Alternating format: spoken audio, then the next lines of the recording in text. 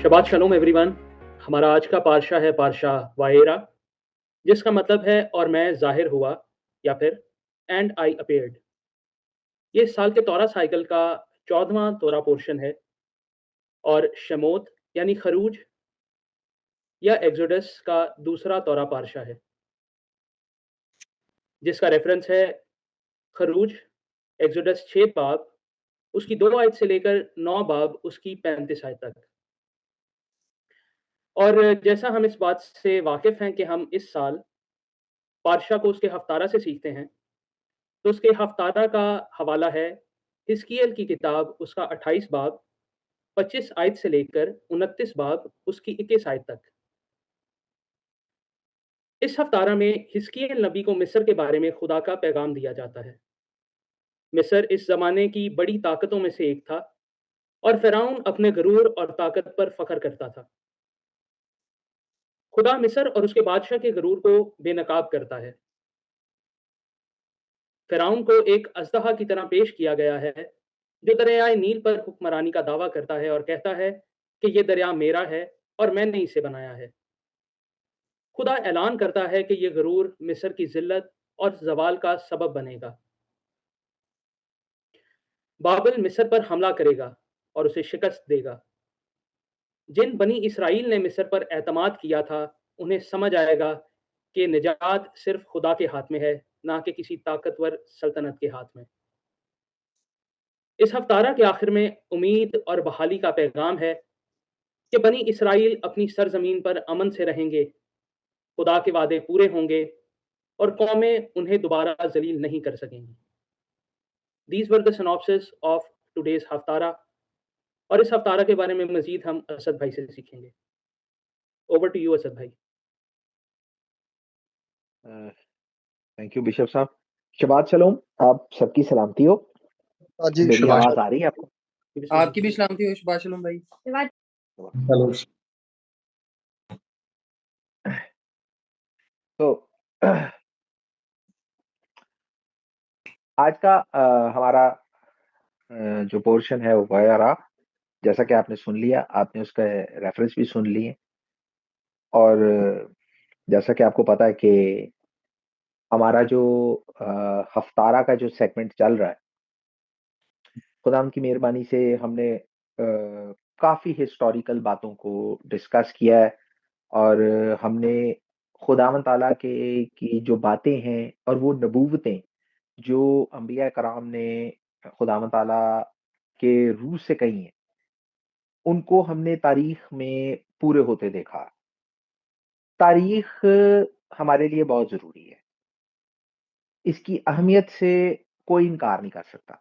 इस तारीख के अबवाब हमें ये बताते हैं कि जो है ना, हमारी फ्यूचर प्लानिंग क्या हो सकती है या फ्यूचर के लिए हमारी स्ट्रैटेजी क्या हो सकती है। वो अलग बात है कि one thing we have learned from the history that we do not learn from the history.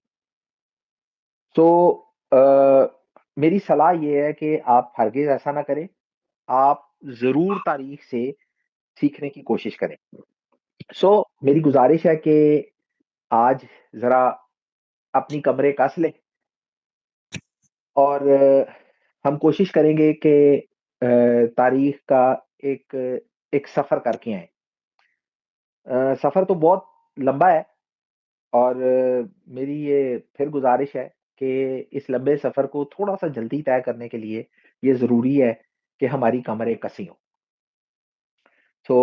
अपनी कमरें कस लें एंड बारी ताला की मेहरबानी और शफ़क़त से let's dive into our haftarah portion. Reference आपको पता लग गया, पोर्शन आपको पता लग गया। अब सूरत-ए-हाल ये है कि इस सारे पोर्शन को अगर आपने नहीं पढ़ा, तो एक बात मैं यहाँ कहना चाहूँगा। आपको पता है हर पिछले तौरा साइकिल से लेके आगे भी जो है बारी ताला अपना दस्ते शफ़क़त हम पे रखे और जब तक ज़िंदगी है और मैं इसको बयान कर रहा हूँ, तब तक मैं ये कहता ही रहूँगा कि पढ़ें, पढ़ें, पढ़ें और पढ़ें। इसको ज़रूर पढ़ें, क्योंकि पढ़े बगैर आप इसको अंडरस्टैंड नहीं कर पाएँगे।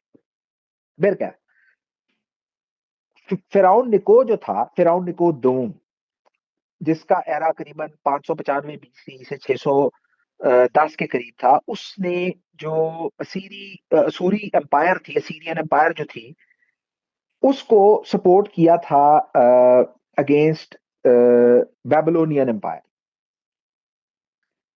सो 609 बीसीई में जो फिरौन निको और जो उसकी फौज थी, वो मार्च करती है इसराइल से होती हुई, ताकि वो असूरियों का हाथ मजबूत करें हरान की जंग में।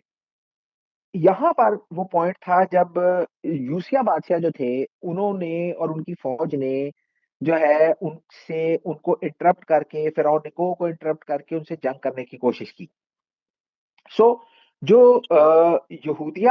जो यहूदा की फौज थी, वो मिस्री फौजों से मगिदो के मैदान में उनकी ये मुठभेड़ हुई थी। लेकिन निको जो था, उसने फिरौन निको और उसकी जो फौज थी वो फतेहमंद हुई, उन्होंने उनको शिकस्त दी। और इस सारी जंग के दौरान जो है ना, वो यूसिया बादशाह को एक तीर लगा, जिसकी वजह से वो जख्मी हुए और वो जो है ना वो इंतकाल कर गए। और निको जो है उसने यूसिया बादशाह के बेटे को जो है ना यहूखिस को तख्त पे से हटाया, यहूदा के तख्त पे से हटाया, और उसको रिप्लेस किया उनके एक दूसरे बेटे से, जिसका नाम था इलियाकीम या यहोयाकीम। सो वो जो था, वो बुनियादी तौर पे फिरौन का जो है ना वो वैसल किंग था, मतलब बादशाह फिरौन था, लेकिन वो फिरौन के नीचे जो है ना हुकूमत करता रहा। और ये अकीम जो था, उसने मिस्र को जो है वो नजराने, ट्रिब्यूट्स और टैक्सेस जो है वो देना शुरू किए। सो जो यहूदा की बादशाहत थी, वो जंगे खरखमेश या खमेश तक जो है ना वो मिस्र के अंडर रही है। और ये करखमेश जो था, ये basically it was a major ancient city, जो और फोर्ट्रेस था, जो कि जो है ना यूफ्रेटिस रिवर जो था उसके पास था। So modern day Turkey Syria border जो है ना ये वहां आपको मिलेगा। और जो है ना it's basically a significant Hittite outpost और kind of a very strategic city, जो एनाटोलिया और मेसोपोटामिया को जो है वो आपस में कनेक्ट करता था। And specially famous for its fortification, यानी वो अच्छा मजबूत कला था, इन वेरी सिंपल टर्म्स।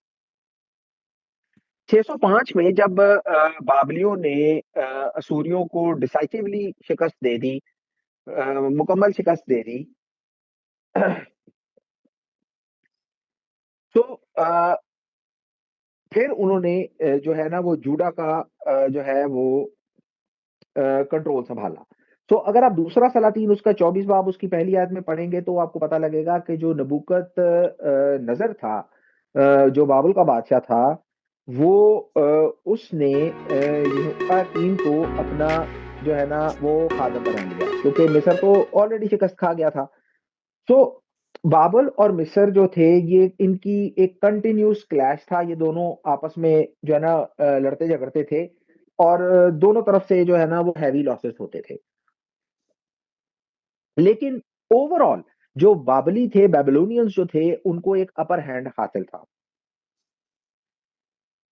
तो काफी साल जब यहोयाकीम जो है उसने नबूकदनेस्सर की के अंडर का वक्त गुजार लिया, उसने फिरौन निको जो था उसको अपील की कि उसको ना मिलिट्री सपोर्ट दी जाए, ताकि वो नबूकदनेस्सर के खिलाफ बगावत खड़ी कर सके।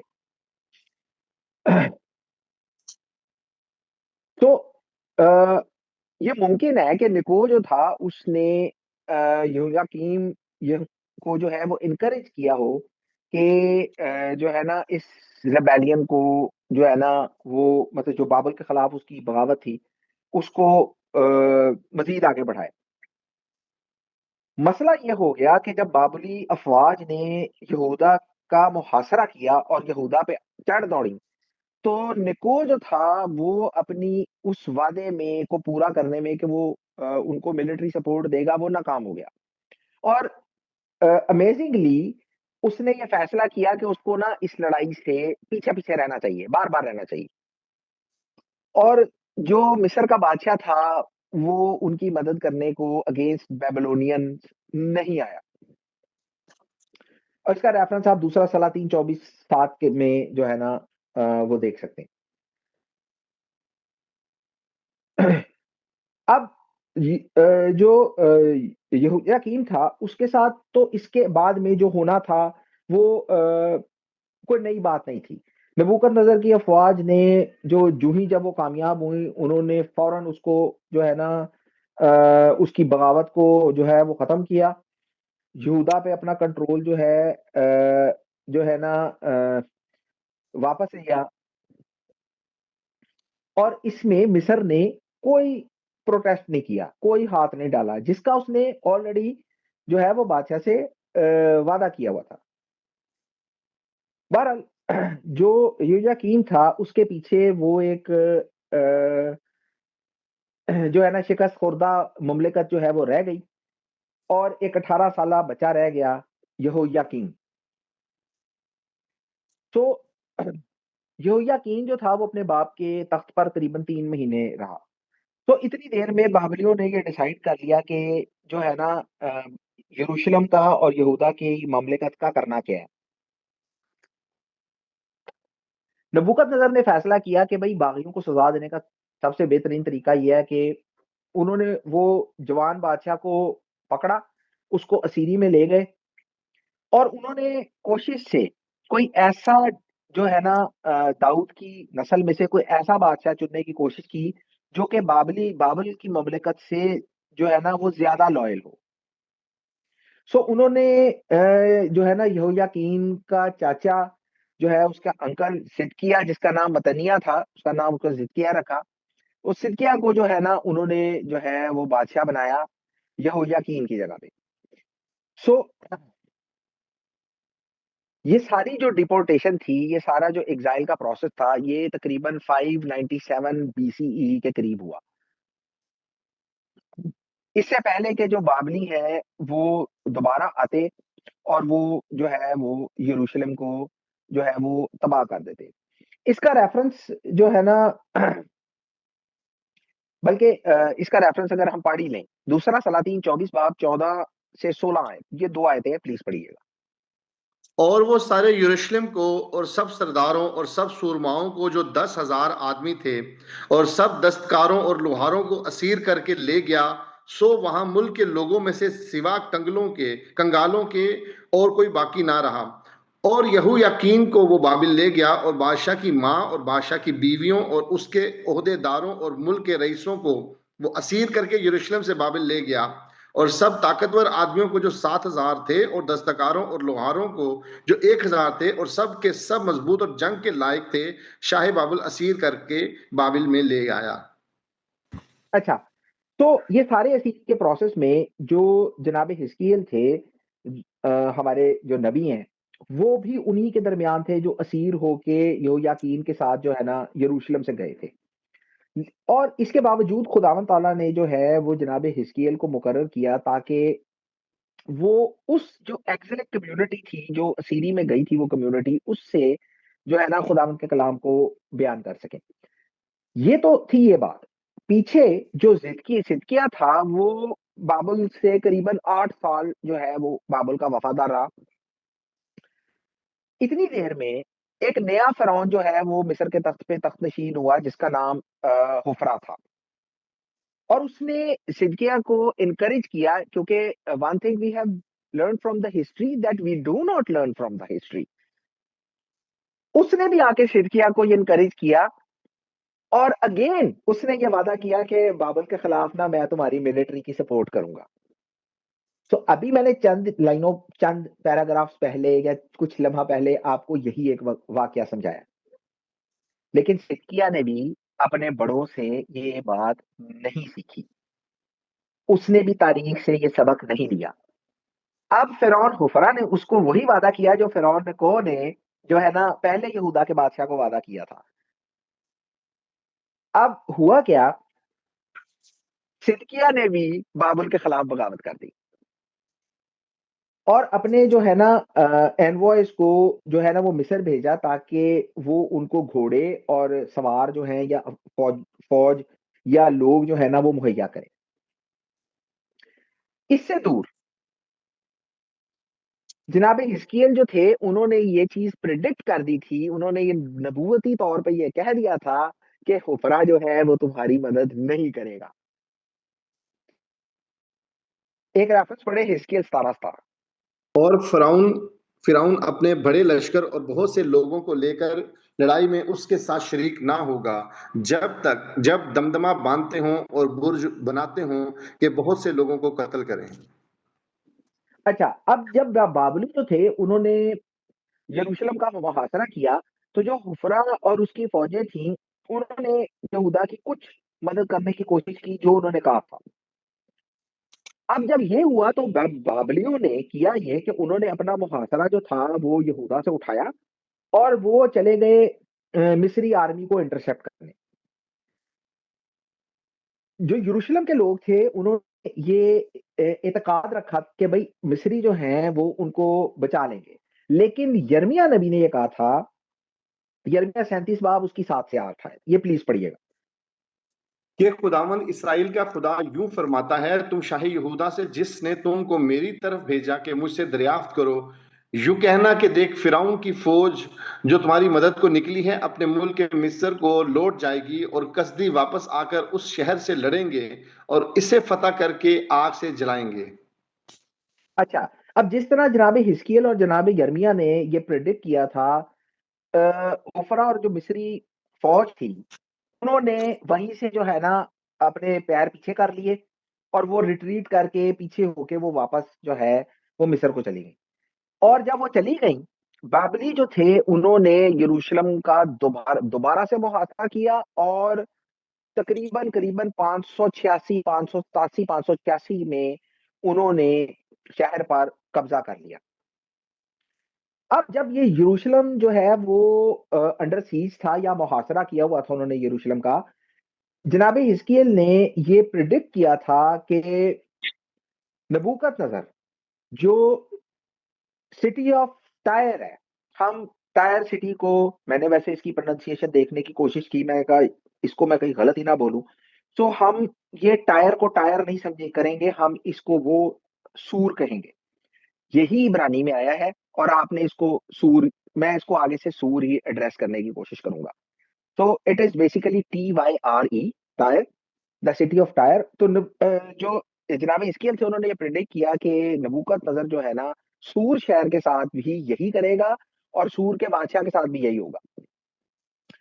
सो इमीडिएटली जब बाबलियों ने यरूशलेम का मुहासरा खत्म किया तो उन्होंने जो है ना अपना मुंह जो है वो फनेशिया की तरफ मोड़ा जिसका कैपिटल सूर था।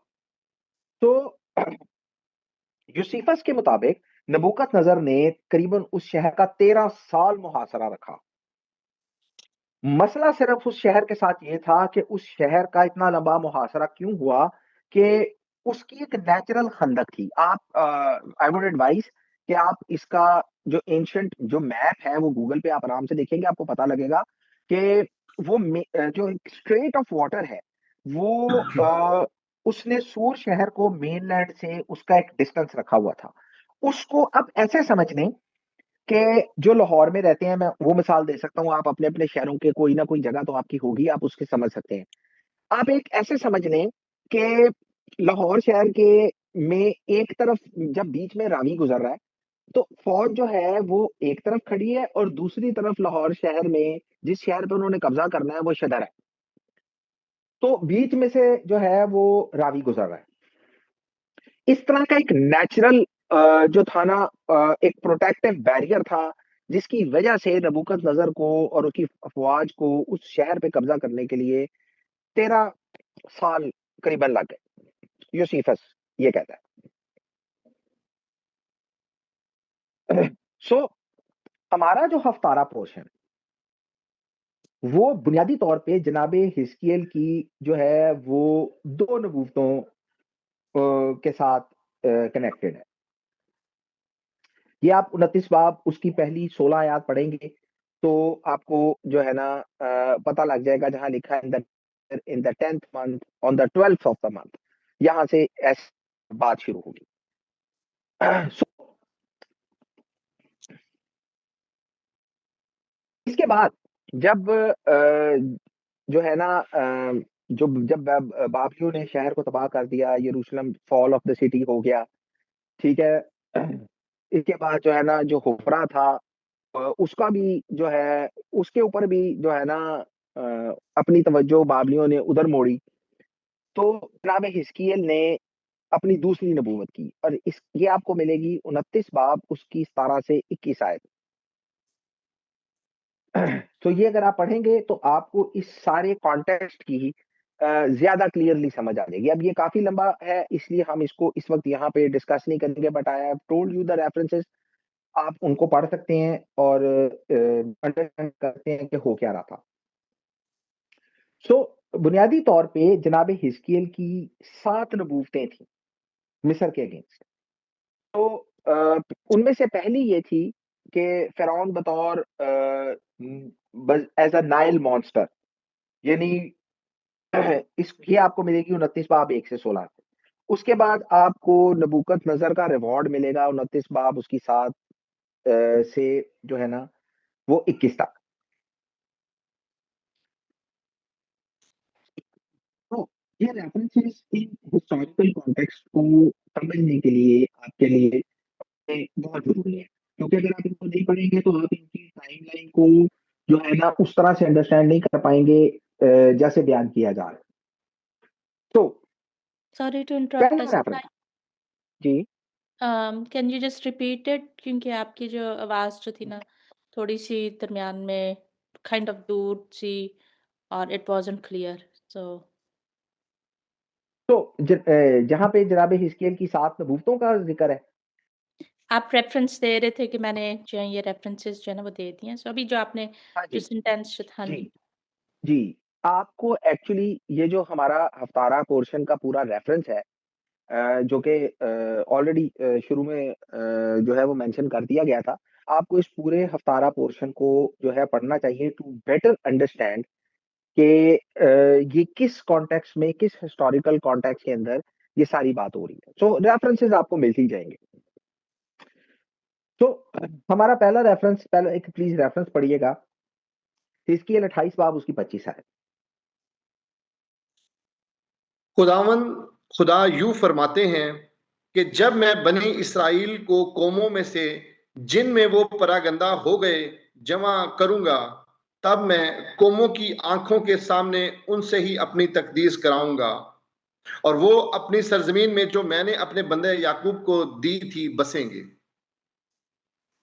तो हिजकिय्याल नबी जो है उन्होंने मुतादिद बार जो है वो रिडेम्पशन और इन गैदरिंग की, जो असीर लोग थे या बनी इसराइल जो असीर होके मुख्तलिफ जगह पे फैल गए थे, उनको वापस आने की बड़ी दफा जो है बात की है।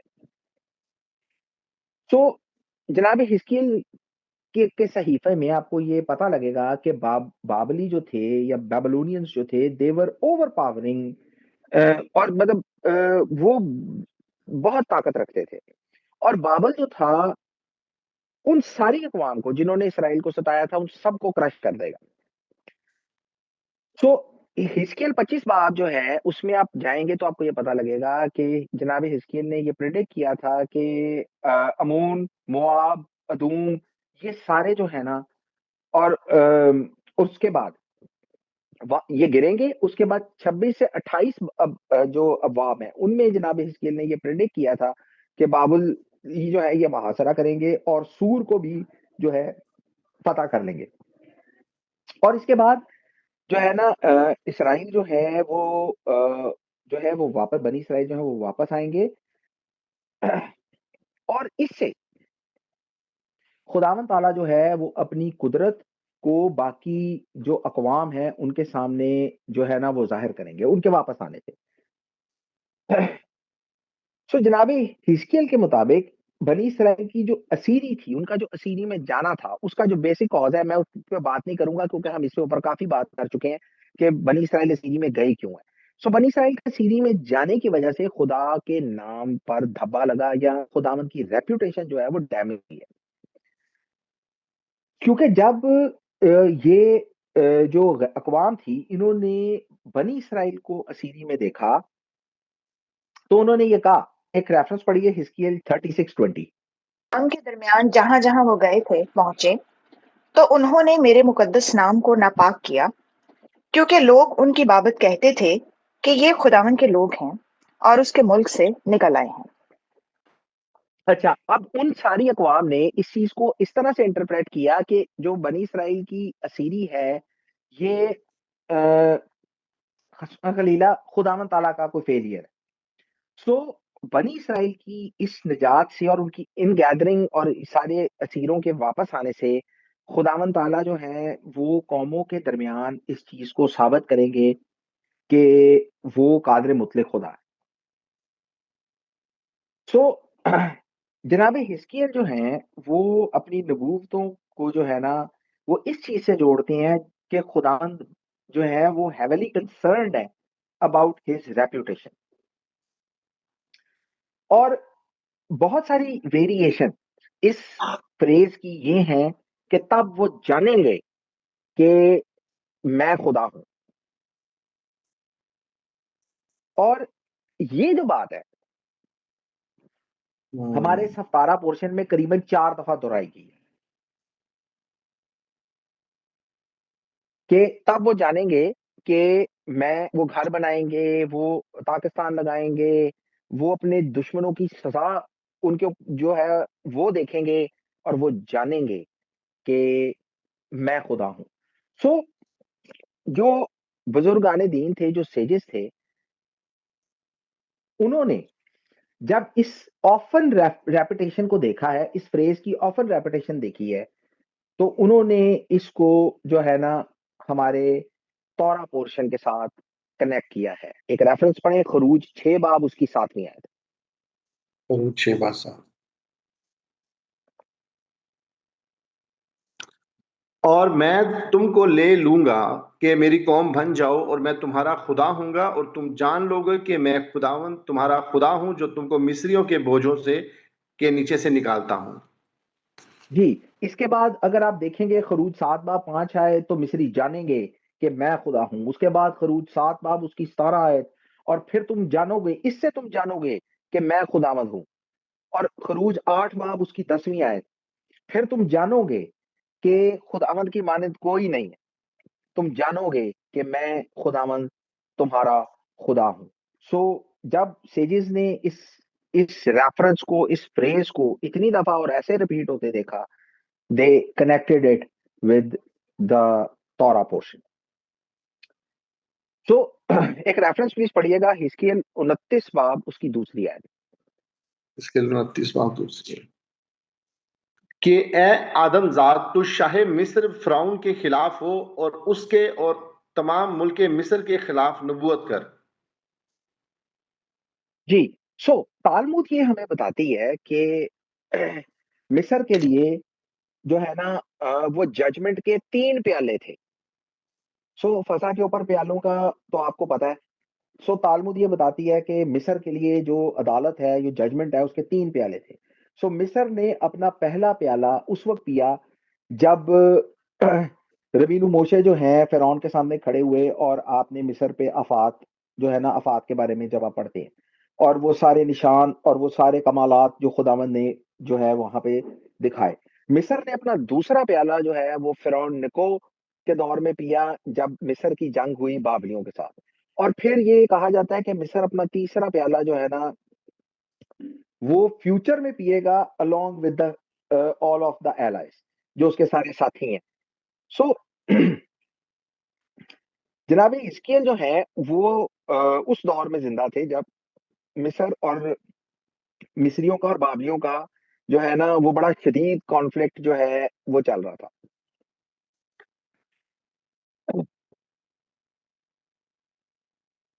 और अगर आप ये गौर करें, जैसा कि मैं पहले बयान कर चुका हूं, जो यहूदा की एग्जाइल थी जिसके अंदर जनाब हिजकिय्याह भी वहां पे पहुंचे थे, ये सारा कहीं ना कहीं इस एग्जाइल के अंदर जो है वो मिस्रियों का हाथ था। ऑब्वियसली उन्होंने जब वादा किया और फिर वो अपना वादा उन्होंने पूरा नहीं किया और फिर पीछे हट गए, और उसके बाद जो है नबूकदनेस्सर ने जो है वो तबाह व बर्बाद कर दिया। मिस्र और जो बाबली थे, उनके क्लैश होते रहे। वो मेडिटेरेनियन सी बोर्ड जिसके ऊपर हम शुरू के पोर्शंस में हम बात कर चुके हैं, उसके लिए और ये क्यों इंपॉर्टेंट थे, वो अगर आप दोबारा से वो वीडियो देखेंगे तो आपको पता लग जाएगा। और फिर इसके अंदर जो लैंड ऑफ एरेज इसराइल है वो भी शामिल था। उसके कंट्रोल के लिए जो है ये आपस में इनके क्लैश होते रहे। तो हिस्टोरिकल जो कॉन्टेक्स्ट है उसमें जैसे कि मैं बयान कर चुका हूं कि मिस्रियों ने यहूदा को बाबलियों के अगेंस्ट बगावत करने का पे उकसाया था और ये प्रॉमिस किया था कि हम जो है ना वो तुम्हारी मदद करेंगे। मिस्रियों ने ये काम इससे पहले भी किया था। अगर आप जनाब हिजकिय्याह का रेफरेंस पढ़ें और वो सारा हिस्टोरिकल कॉन्टेक्स्ट जाके पढ़ें तो आपको ये पता लगेगा कि उन्होंने जनाब हिजकिय्याह को भी जो है ना असूरियों के अगेंस्ट जो है वो मिलिट्री सपोर्ट की पेशकश की थी ताकि वो बगावत करें। और वहां भी यही हुआ था कि जब असूरी आए जनाब हिजकिय्याह के अगेंस्ट, मिस्र जो है उस again fail to provide the promise support. वो फिर अपनी सपोर्ट जो है वो नहीं दे सका। सो नबी जो है वो इस चीज को, यहूदा की जो डिपेंडेंस है फॉरेन अलायंसेस के ऊपर, उसको कंडेम करते हैं। जो अंबिया थे उन्होंने इनकरेज किया लोगों को कि भाई इनके ऊपर डिपेंडेंस छोड़ो और खुदा के ऊपर जो है ना अपना ईमान और इत्काद रखो बजाय इनके ऊपर। और क्योंकि ये तो अब आपने हिस्ट्री में देख लिया है, विद इन पैसेजेस, मतलब स्मॉल पैसेजेस, आपने ये देख लिया है कि मिस्र ने जनाब हिजकिय्याह, उसके बाद यहोयाकीम, उसके बाद जो है ना सिदकिय्याह, मतलब आप रिपीटेडली ये चीज अकर हो रही है कि वो मिलिट जो है ना सपोर्ट का वादा करते हैं और सपोर्ट होती नहीं है। और इसी चीज के ऊपर अंबिया जो थे वो इनको कंडेम करते रहे, लोगों को कंडेम करते रहे। लोग इन्हीं के ऊपर बार बार जो है वो भरोसा करते रहे, अपना इत्काद इन पे रखते रहे, और इसकी वजह से जो है इवेंचुअली सारा शहर जो है वो तबाह बर्बाद हो गया। और यही आके ये वो बात है जो आपने सुनी कि जो मिस्र के अगेंस्ट जो है ना जब नबी जो है वो नबूवत करते हैं। So let's read a reference, जनाब हिजकिय्याह का सहीफा उसका 29 बाब उसकी तीसरी आयत। Please help me out. कलाम कर और कह, खुदा यूं फरमाता है कि देख ऐ शाह मिस्र फिरौन, मैं तेरा मुखालिफ हूँ, उस बड़े घड़ियाल का जो अपने दरियाओं में लेट रहता है और कहता है कि मेरा दरिया मेरा ही है और मैंने उसे अपने लिए बनाया है। मेरा दरिया मेरा और मैंने अपने लिए उसे बनाया है। तो ये स्टेटमेंट ही तकब्बर की है। Let's see. सो जनाब हिजकिय्याह का जो जो नबूवत है वो मिस्रियों के अगेंस्ट है इन जनरल, लेकिन स्पेसिफिकली ये फिरौन हुफरा जो है उसके अगेंस्ट है। सो अपनी अपने तकब्बर के अंदर हुफरा ये कहता है कि भाई नील मेरा है, दरिया मेरा है, मैंने अपने लिए इसे बनाया है।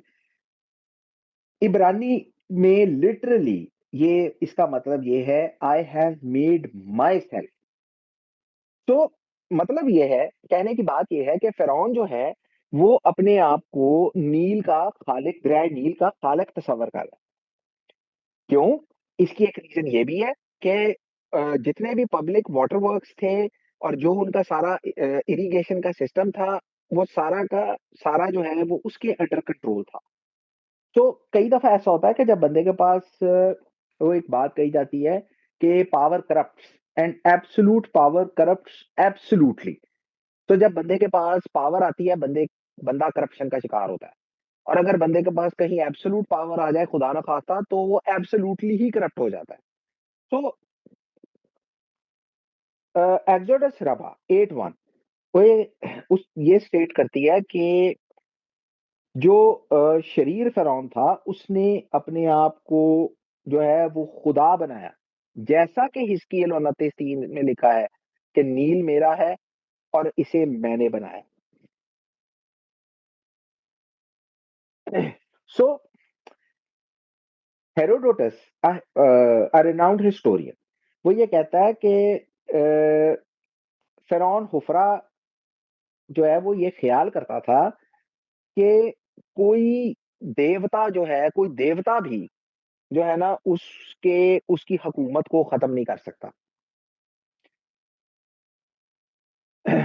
सो जनाब हिस्कियल जो हैं, वो हुफ़रा को एक बड़े दरियाई मॉन्स्टर से तशबीह या इब्रानी में तानानीम कहते हैं, उससे तशबीह देते हैं जो कि दरियाए नील में बैठा है। तो इब्रानी लफ्ज़ जो है इसका मतलब सर्पेंट हो सकता है, ड्रैगन भी हो सकता है, क्रोकोडाइल भी हो सकता है और कोई बड़ा दरियाई जानवर जो है ना मतलब on a large scale, on a monster scale कुछ भी हो सकता है। और इस सारी बात को करते हुए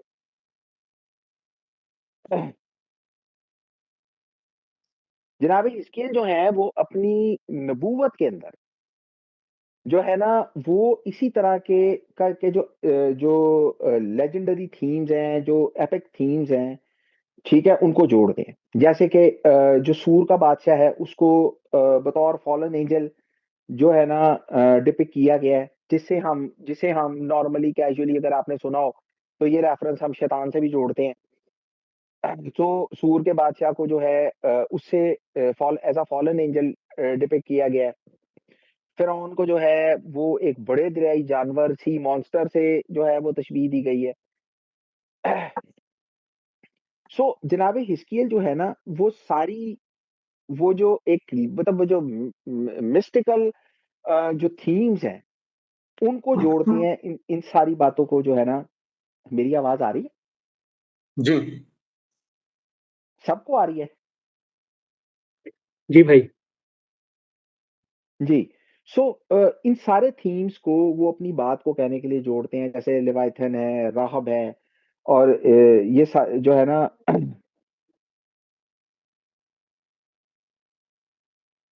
सो ये रेफरेंस जो है मतलब उसके अंदर आपको इस तरह के जो है ना वो एपिक किस्म के जो है ना वो थीम मिलेंगे। मसलन जैसे आपको यसाया में एक रेफरेंस मिल सकता है, यसाया 27 बाब में, उसके बाद यसाया 30 बाब में, ठीक है ना, यसाया जो है 51 बाब में। So there are many reference. अयूब की किताब में आपको जो है ना अ, ये रेफरेंस मिल जाएंगे। सो जो तनईन है या इब्रानी लफ्ज जो है ये सरपेंट हो सकता है या क्रोकोडाइल हो सकता है। ये बड़ी इंटरेस्टिंग चीज है। हमारे तौरा पोर्शन में मतलब जो हमारा इस वक्त का तौरा पोर्शन है उसमें खुदावंद ताला ने रबीनु मोशे को ये हुक्म दिया था कि अपना असा ले और उसको फिरौन के सामने फेंक दे ताकि वो सांप बन जाए। ये रेफरेंस तो हमें सबको पता है, खरूज 7 बाब उसकी 9 आयत में मिल जाएगी। एक और रेफरेंस है, मतलब ये वो रेफरेंस है जिस एक और बात है जिसकी वजह से जो सेजेस हैं उन्होंने जो है हिस्कियल 29 को जो है ना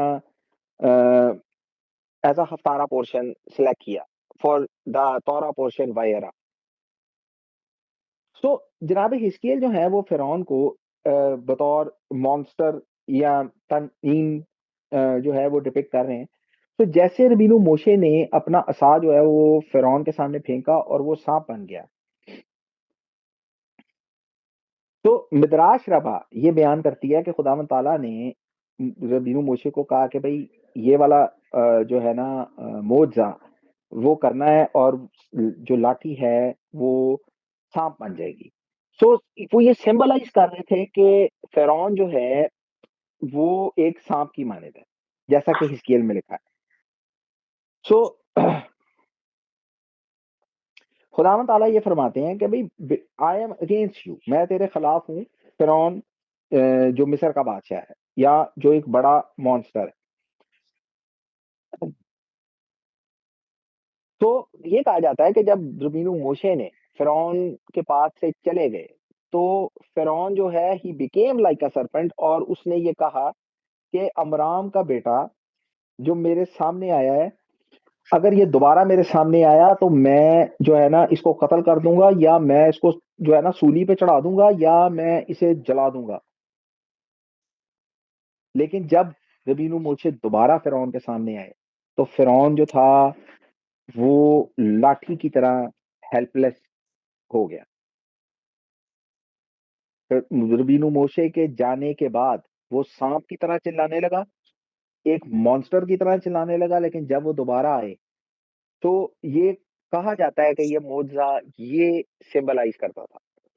सो रबी एलिएजर जो है वो ये कहते हैं कि लाठी जो है वो जो सांप बन गई, ये फिरौन को सिंबलाइज करती थी, जो कि जिसको सांप कहा गया है, जैसा कि हिस्कियल में लिखा है, हिस्कियल 29:3 में। तो वो भी इसी बात को इसी तरह से कमोबेश इसी तरह से जो है ना रिफ्रेस करते हैं। एक रेफरेंस प्लीज पढ़िएगा, यसाया 27 बाब उसकी पहली आयत। Let's see. यसाया 27 बाब उसकी पहली आयत। उस वक्त खुदावंद अपनी सख्त और बड़ी और मजबूत तलवार से अजदहा यानी तेजरो सांप को और अजदहा यानी पेचीदा सांप को सजा देगा और दरियाई अजदहा को कत्ल करेगा। सो जैसा कि अभी तक आप ये समझ रहे हैं, वो कह रहा है कि मैं नील में लेटा हूं।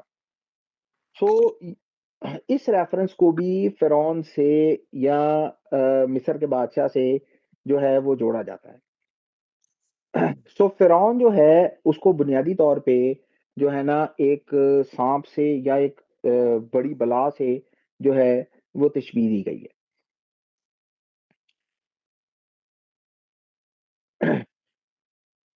एक रेफरेंस प्लीज पढ़िएगा, खरूज 4 बाब उसकी 4 से 5 आयत। तब मूसा खुदावंद ने मूसा से कहा, हाथ बढ़ाकर उसकी दुम पकड़ ले। उसने हाथ बढ़ाया और उसे पकड़ लिया और वो उसके हाथ में लाठी बन गया, ताकि वो यकीन करें कि खुदावंद उनके बाप दादा का खुदा, इब्राहिम का खुदा, इसहाक का खुदा और याकूब का खुदा तुझको दिखाई दिया। तो चूंकि फिरौन को बतौर सांप डिपिक्ट किया गया है, और सांप की जो है वो फितरत से आप सब लोग वाकिफ हैं। सो सिंबल बताने का मतलब ये था कि फिरौन एक सांप है, बुजुर्ग मूसा जो है वो उसके अगेंस्ट जो है वो खुदावंद का कलाम लेके खड़े हुए हैं। और इशू ये है कि जब वो सांप बनेगा तो उसको उसकी दुम से पकड़ लेना। ठीक है, दुम से पकड़ लेना इसका मतलब है कि वो तेरे हाथ में it will become a helpless piece of wood. वो तेरे हाथ में बिल्कुल जो है ना बेज़रर हो जाएगा, और इससे वो जानेंगे कि अब्राहम का, इसहाक का और याकूब का खुदा जो है वो तेरे सामने जो है वो जाहिर हुआ है।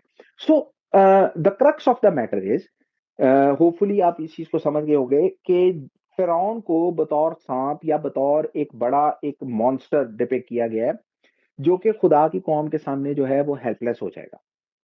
और यही बात है, इसका पूरा सिनेरियो हम खरूज में देखते हैं, ज़मीन मोशे के सारे सिनेरियो में। और इसी चीज को आगे जाके जो हिस्कियल नबी हैं वो अपनी नबूवतों के थ्रू जो है और अपनी प्रिडिक्शंस के थ्रू जो है वो कौम तक पहुंचाते हैं। एक रेफरेंस प्लीज पढ़िएगा, हिस्कियल 29 बाब उसकी 4 आयत। लेकिन मैं तेरे जबड़ों में कांटे अटकाऊंगा और तेरे दरियाओं की मछलियां तेरे खाल पर चिमटाऊंगा और तुझे तेरे दरियाओं से बाहर खींच निकालूंगा और तेरे दरियाओं की सब मछलियां तेरी खाल पर चिमटी होंगी। अच्छा, जनाब हिस्कियल ने जो है ना वो बड़े एपिक थीम्स जो हैं, और वो सारे इन चीजों को, मॉन्स्टर्स और इन चीजों को जो है एक्सप्लेन करने के लिए इस्तेमाल किया है। सो मुमकिन है कि उनके जो है ना उनके जो है दिमाग में जो है रबीनु मोशे का वो सारा सिनेरियो जो चलता हो, और नील के मगरमच्छ भी उनके दिमाग में हो सकते हैं। सो मगरमच्छ जो है it's a kind of a sea monster, और नील में जो है दरिया नील में इनकी भरमार थी। सो हेरोडोटस जो हिस्टोरियन था वो ये बताता है कि जो मिस्री थे वो मगरमच्छ को सेक्रेड गर्दानते थे। सो कई जगहों पर उन्होंने डोमेस्टिकेटेड, उन्होंने जो मगरमच्छ है वो पाले होते थे और फिर उनको ना जैसे वो कोई मुकद्दस जानवर होता है ना, उसकी तरह उसको वो मतलब सोने की चीजें चढ़ा, उसको और उसको रंग रोगन कर और उसके ऊपर कीमती पत्थर लग कर वो एम्बेलिशमेंट उनकी जो है ना वो होती थी। बहुत सारी जगहों पे मिस्र में ऐसा होता था और मतलब हर रोज बरोज वो उनके सामने जानवरों को बतौर जो कुर्बानी है, जो बतौर सैक्रिफाइस है, वो पेश करते थे। और जब मगरमच्छ जो है वो मर जाता था तो उसकी उसकी बॉडी को हनूत करके जो है ना वो रखा जाता था और बाज औकात फिरौन की तरह ही जो है ना उसको दफन किया जाता था। और बहुत सारी जगहों पे मिस्र ही में बहुत सारी जगहों पे वो मगरमच्छों का शिकार भी करते थे और उनको खाते थे। सो ये कॉन्सेप्ट बहुत एंशिएंट है और ये यही है कि हम अगर किसी देवता को खा रहे हैं तो हमें जो है ना वो देव शक्तियां जो हैं या वो जो ताकतें हैं ना वो सुपर नेचुरल जो है वो बेदार होंगी। सो हेरोडोटस इसी क्रोकोडाइल हंटिंग को ना बड़े इंटरेस्टिंगली बयान करता है। वो कहते थे कि भाई अ, वो करते ये थे कि सुअर को लेके अ, उसको ना उसकी कमर में एक बड़ा हुक जो है ना लगा देते थे और उसको बतौर जो बेट है ना उसको मिडल ऑफ द रिवर जो है ना वो लेके जाते थे। खुद वो दरिया के किनारे होते थे और मुमकिन है कि वो दो सिरों पे शायद रस्सी लगा के या इस तरह से उसको जो है ना दरिया के दरमियान पहुंचाते थे और उसके दरमियान उन्होंने जैसे आपने अगर कभी आपने जो फिशिंग रॉड है वो देखी हो तो जो उसका जो हुक होता है उसके ऊपर बेट लगाते हैं। अब मगरमच्छ ने उस जो है वो वर्म बेट के ऊपर तो नहीं आना, तो मगरमच्छ के लिए जो बेट है उसका भी साइज जो है वो उसके हिसाब से होना चाहिए, तो इसीलिए वो इसकी जगह बेट की जगह सुअर इस्तेमाल करते थे और वो उसको लगाते थे। अब चूंकि उसकी कमर के अंदर वो उन्होंने वो हुक लगाया होता था और जब उसको भेजते थे तो वो जब वो जानवर जो है वो चूंकि अलाइव होता था, जब मगरमच्छ जो है वो उसकी आवाजें सुनता था तो वो उस आवाज की तरफ जाता था और जो है ना वो निकल के तो वो उसको खाता था और एग्जैक्टली लाइक फिश हंटिंग। वो जो ही उसको खाता था वो जो हुक है वो उसके मुंह में फंस जाती थी और फिर जो है ना वो रस्सी की मदद से वो जो है ना उसको जो है ना जमीन की तरफ वापस खींचते थे। और जो ही इंटरेस्टिंग बात ये है, ऑब्वियसली मगरमच्छ मगरमच्छ है, उसकी ताकत जो है वो मछली की ताकत से कहीं ज्यादा है। बहुत मतलब अगर कोई बड़ी मछली फिशिंग हुक में फंस जाए तो उसके लिए भी आपको दो बंदों की मदद चाहिए होती है उसको खींचने के लिए। यहाँ तो मगरमच्छ की बात हो रही है। अब जो ही वो मगरमच्छ को जो है ना जो उसको खींच के जो है ना वो लैंड पे ले आते थे, वो करते ये थे कि वो उसकी आंखों को ना फौरन फौरन उन्होंने वो बना के रखा होता था तो उसकी आंखों के ऊपर मड के जो है ना वो प्लस्तर कर देते थे। अब चूंकि उसकी आंखें चूंकि बंद हो जाती थी और वो सारा जो था ये इसलिए होता था ताकि वो उसके ऊपर जो है ना वो काबू पा सकें, क्योंकि अगर वो ये ना करते तो मगरमच्छ की ताकत है, उसके ऊपर इतने आराम से जो है ना काबू नहीं पाया जा सकता। अगर आपको ये सारा हिस्टोरिकल वकूआ समझ आया तो आपको ये समझ आएगा कि जब खुदावंद ताला फिरौन को ये कहते हैं कि मैं जो हूं ना I will put hooks in your jaws और मैं तुझे दरिया से बाहर खींच लूंगा, तो आपको ये समझ आएगी कि ये सारा प्रोसेस जो था ये होता कैसे था। और खुदावंद ताला जब जो बात कर रहे हैं आपको तौरा के अंदर खुदावंद ताला या अंबिया या सेजेस जब बात करते नजर आएंगे तो वो नॉर्मली उसी कॉन्टेक्स्ट में बात करते हैं जिस कॉन्टेक्स्ट में उस दौर के लोगों को या आगे आने वाले लोगों को समझ आ सके। तो इसी रेफरेंस के थ्रू आप ये समझ सकेंगे कि खुदावंद ताला जो है ना फिरौन को जो है वो किस चीज से रेफर कर रहे हैं और उसको किस तरह से बाहर खींच के जो है ना वो लेके आएंगे। how he will hunt the Pharaoh. Hopefully you understand. So उसके बाद एक और रेफरेंस पढ़िए, हिजकिय्याह 29 बाब उसकी 5 है।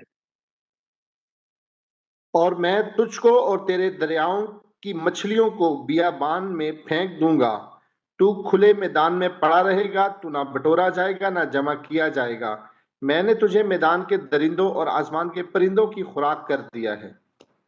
अच्छा, तो वो मछलियां जो उसके ऊपर चिपकी हुई हैं, खुदावंद ने कहा कि मैं तुझे बाहर निकाल लाऊंगा, और वो मछलियां जो उसके साथ चिपकी होंगी, जो वो है, ये डिपिक्ट करती हैं वो फिरौन के साथ जो उसके उसके अहम लोग हैं, उसके स्टेट्समैन हैं, उसके नोबल लोग हैं, उसके कोर्ट के लोग हैं, या उसके जो अफवाज हैं, जो उसकी माइटी रूलर हैं, जो मिल के जो है ना हुकूमत करते हैं। लेकिन खुदावंद ये कहते हैं कि मैं जो है ना तुझे आई विल अबैंडन यू, और मैं तुझे सहरा में छोड़ूंगा, जहां तू पड़ा रहेगा और तू परिंदों की खुराक बनेगा। और परिंदों की खुराक जो है, जब ये बात तौरा में की जाती है कि जब तू परिंदों की खुराक बनेगा, इसका एक मतलब है कि you will die in battle. और वो सारे जो हैं वो बैटल फील्ड में जो है ना वो मरेंगे, जंग के दौरान मरेंगे, और उनको दफनाने वाला जो है ना कोई नहीं होगा, और जो है ना वो परिंदों की खुराक होंगे। एक रेफरेंस पढ़िएगा अगर आप, पहला सलातीन 14 बाब उसकी 11 है, ताकि आपको ये कॉन्टेक्स्ट भी क्लियर हो जाए। यरबाम का जो कोई शहर में मरेगा उसे कुत्ते खाएंगे, और जो मैदान में मरेगा उसे हवा के परिंदे चट कर जाएंगे, क्योंकि खुदावंद ने ये फरमाया है। तो इससे आप अंदाजा कर सकते हैं, आपको ये कॉन्टेक्स्ट पता लग जाएगा कि जब ये कहा जाता है कि भाई तू परिंदों की खुराक होगा, तो परिंदों की खुराक होने से क्या मतलब है। सो जनाब हिजकिय्याह की ये वाली जो नबूवत है, इन लाइक किसी हद तक जो है ना वो पूरी हुई जब बाबलियों ने जो है ना हुफरा और उसकी अफवाज को जो है ना शिकस्त दी, जब उन्होंने ये कोशिश की थी कि जब बाबली यरूशलेम का मुहासरा करके बैठे थे, तो हुफरा अपनी फौजों के साथ आया, तो उन्होंने जो है ना उसको शिकस्त दी। कहीं कहीं जो है ना ये नबूवत वहां पूरी होती जो है ना नजर आती है।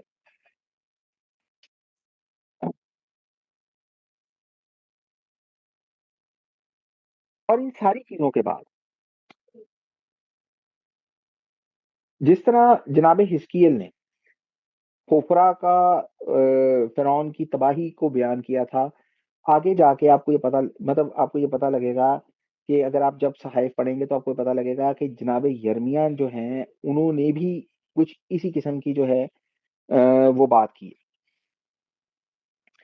अगर आप आगे जाते हैं न्यू टेस्टामेंट के अंदर, तो अगर आप मुकाशफा की किताब पढ़ेंगे, तो मुकाशफा की किताब भी हिजकिय्याह 29 बाब से जो है ना अ, ये आपको इंस्पायर होती हुई मिलेगी, और वहां पे भी एक एपिक बैटल का जिक्र है जो यरूशलेम के लिए होगी। तो उस सारे एपोकलिप्टिक वर्जन के अंदर आपको खुदा के जो जितने दुश्मन हैं वो सारे आपको फिरौन की तरह और फिरौन की मानिंद, मतलब बड़े मॉन्स्टर्स और बड़े बीस्ट की तरह जो है ना वहां पे मिलेंगे। लेट्स रीड अ रेफरेंस, मुकाशफा 19 बाब उसकी 19 आयत। फिर मैंने उस हैवान और जमीन के बादशाहों और उनकी फौजों को उस घोड़े के सवार और उसकी फौज से जंग करने के लिए इकट्ठे देखा। तो बुनियादी तौर पे जो बात हो रही है वो पहले भी हो चुकी है। तो उसी बात के रेफरेंस को जो है वो कोट किया जाता है, और उसके बाद हैवान और उसके जो सारी आर्मीज हैं वो सारी जो है वो यरूशलेम के अगेंस्ट जो है ना वो सीज करेंगी। तो और इसका एंड रिजल्ट जो है वो वही होगा जो अंबिया ऑलरेडी बयान कर चुके हैं कि इस हैवान को, इस दरियाई हैवान को शिकस्त होगी, और जो है ना इसको इन दैट कॉन्टेक्स्ट उसको आग की झील में फेंक दिया जाएगा। और इन प्रीवियस कॉन्टेक्स्ट उसको जो है ना वो जो है वो सहरा में जो है वो मरने के लिए छोड़ा जाएगा, ताकि वो धूप और उससे जो है ना वो जल के मरे और परिंदों की खुराक हो जाए। सो कमोबेश एक्चुअली कॉन्टेक्स्ट जो है वो सेम ही है, और सारे परिंदे जो हैं वो उनका गोश्त खाएंगे। और ये कहा गया है, जैसा कि आपको ये बृहत्कथाशा में मिल जाएगा, कि जहां मुर्दार है वहां गिद्ध भी होंगे। तो वो सारे जो है उनको खाने के लिए वहां गैदर हो जाएंगे। एक रेफरेंस प्लीज पढ़िएगा, हिजकिय्याह 29 बाब उसका 6 आयत। और मिस्र के तमाम बाशिंदे जानेंगे कि मैं खुदावंद हूँ, इसलिए कि वो बनी इसराइल के लिए फक्त सरकंडे का असा थे। अच्छा, सरकंडे का असा तो आप समझ सकते हैं, हमारे यहाँ असा या लाठी का इस्तेमाल होता है, और हम ये जानते हैं कि सरकंडे का असा अगर बनाया जाए तो वो किसी काम का नहीं होता, क्योंकि ना तो आप उस पर वजन डाल सकते हैं, ना तो आप उसके सहारे चल सकते हैं। सो जनाब हिजकिय्याह जो है वो मिस्र को एक सरकंडे के असा से तशबीह देते हैं इसराइल के घराने के रेफरेंस में। सो अगर लकड़ी का असा हो तो बंदा अपना वजन उसके ऊपर डालता है और वो जो है ना वो उसको सपोर्ट देता है, लेकिन सरकंडे का असा जो ही उसके ऊपर वजन डाला जाएगा वो जो है वजन के नीचे टूट जाएगा, और ये मुमकिन है कि वो जिस हाथ में पकड़ा गया है वो उसी हाथ में घुस जाएगा। तो फिरौन की मदद या मिस्र की मदद या मिस्र के मदद के वादे या उनकी असिस्टेंस या उनकी अलायंस जो है वो बनी इसराइल के लिए बिल्कुल ऐसी ही है। और खुफरा जो है वो सिदकिया बादशाह के हाथ में, जिसका जिक्र हमने सबसे पहले किया था, उसके वादे और उसकी अलायंस जो है वो सिदकिया के लिए ऐसे ही है। और जब उसने उसके ऊपर सपोर्ट लेने के लिए, टेक लेने के लिए अपना वजन डाला अगेंस्ट मतलब बैबिलोनियंस, जब उसने बगावत की, तो वो मतलब मिस्री जो थे they fail to give him support, और मतलब क्रिटिकल आवर के अंदर उन्होंने उसको छोड़ दिया। और वो बिल्कुल ऐसे ही है कि जैसे कि एक जो है ना सरकंडे का असा बनाया हो, और वो उसका अपना हाथ जो है वो जो है ना वो जख्मी कर गया। तो फाइनल रेफरेंस प्लीज पढ़िएगा, हिजकिय्याह 29 बाब उसकी 21वीं आयत। मैं उस वक्त इसराइल के खानदान का सींग उगाऊंगा और उनके दरमियान तेरा मुंह खोलूंगा, और वो जानेंगे कि मैं खुदावंद हूँ। तो हमारे हफ्तारा पोर्शन का जो कंक्लूजन है, ये जैसा कि मैं हमेशा से ये बताता आ रहा हूँ सारे पोर्शंस में, कि अगर जजमेंट का जिक्र होता है तो उम्मीद का भी जिक्र होता है। कहीं जजमेंट पहले आती है, उम्मीद बाद में आती है, कहीं उम्मीद पहले आती है और फिर जजमेंट भी आ जाती है। सो ये सिलसिला चलता है। सो जजमेंट के साथ एक उम्मीद भी जो है ना वो जरूरी होती है। खुदावंद ताला ये वादा करते हैं कि मैं उस दिन जो है ना एक सींग उगाऊंगा बनी इसराइल के लिए, और वो जो है ना वो अपना मुंह खोलेगा बनी इसराइल के दरमियान, लोगों के दरमियान, और सारा इसराइल ये जानेगा कि मैं खुदावंद हूँ। तो कमोबेश ये सारी बातें, ये सारा हिस्टोरिकल कॉन्टेक्स्ट, ये जंग, ये धोखा, ये सारी जजमेंट, खुदा की जजमेंट, ये सब नबूवतें, ये आपको सिर्फ ये समझाने के लिए थी कि ये सारा जो हिस्ट्री में से हिस्ट्री का हम बड़ा क्विकली सफर करके गुजरे हैं, इन सारी बातों का एक ही मकसद था कि लोग ये जाने कि मैं खुदावंद हूँ।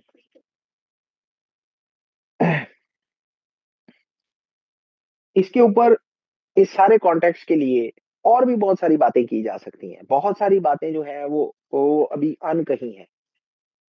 लेकिन चाहे हम जजमेंट की बात करें, चाहे हम जो है उम्मीद की बात करें, चाहे हम इस बात की बात करें कि खुदावंद ताला ये वादा करते हैं कि मैं वो सींग उगाऊंगा, और उस सींग के ऊपर मल्टीपल लोगों की मल्टीपल आरा है।